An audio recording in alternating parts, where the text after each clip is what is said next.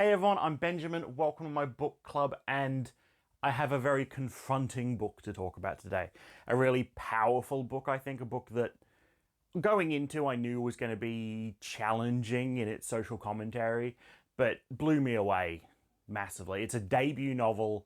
It's just fantastic. The book I'm talking about is Chain Gang All-Stars by ℚ𝕚 Kwame Adjei-Brenyah. I'm certain I mispronounced that, and I'm sorry, but I've done my best.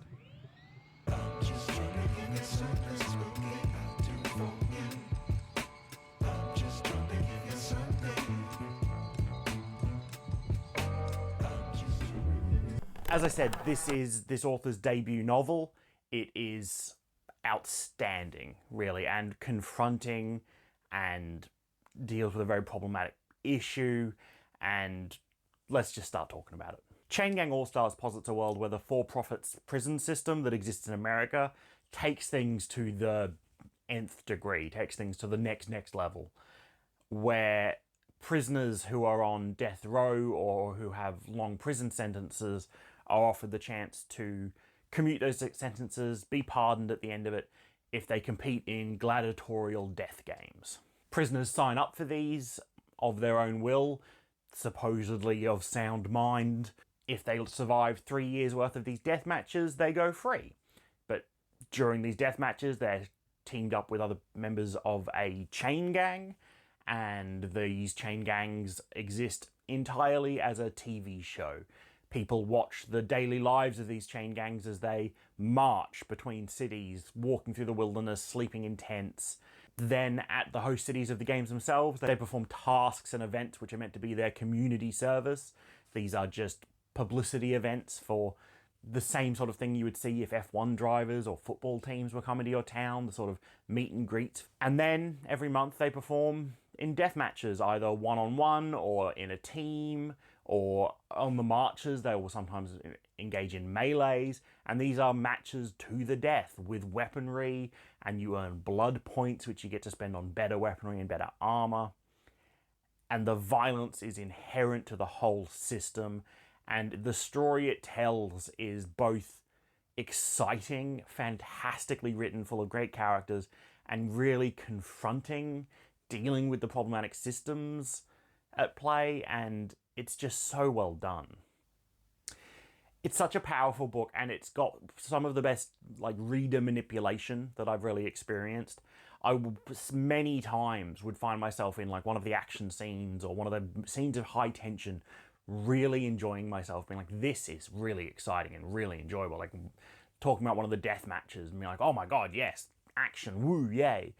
And then the book would remind me, either by comparing to the crowd or the audience at home, or with reminders of the real world implications of this, that, you know, the crowd that are sitting here enjoying these death matches, that's the same thing I'm doing. I'm sitting here reading, enjoying this death match. Mine might be fiction, but not everything in this book is fiction.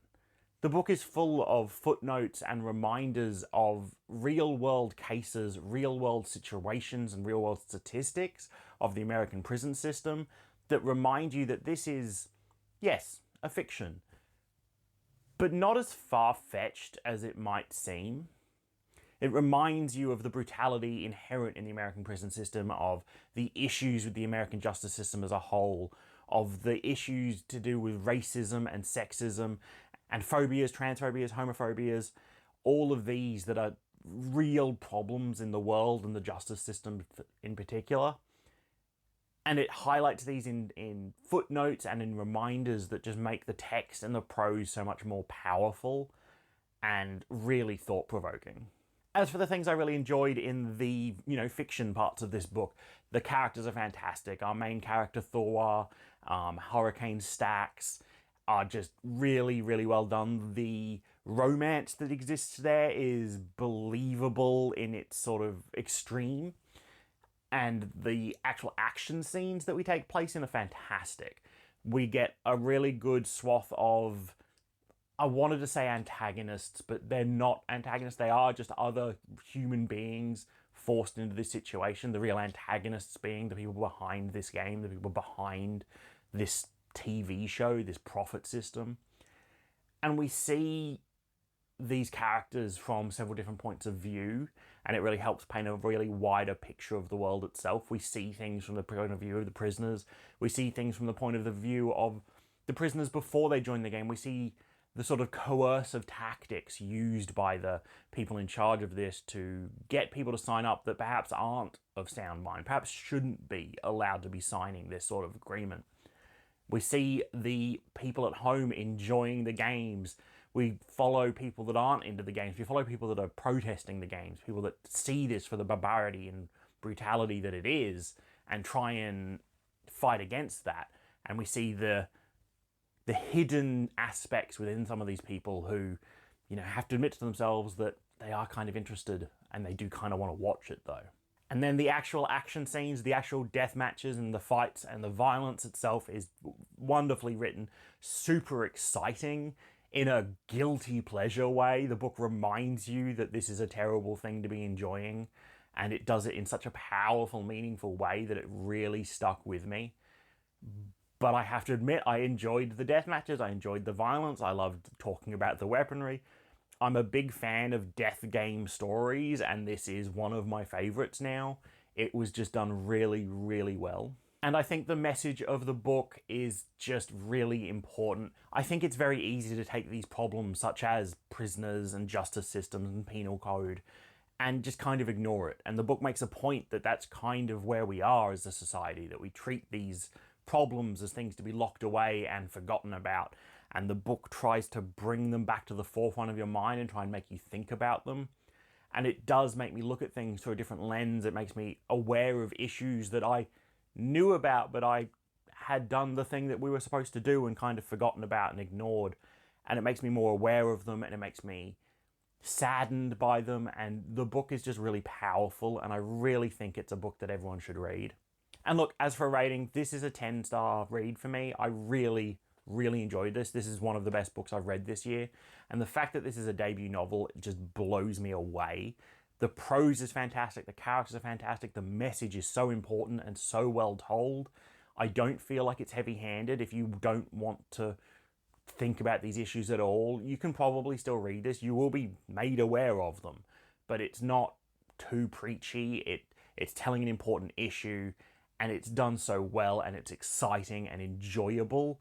And this, you know, has nothing to do with the rating, but it has a fantastic cover. More books need these sort of high, bright colors on their covers, I think. There's too many drab blacks and grays and dark reds and browns. This bright green, bright blues, that sort of thing I want to see more of that.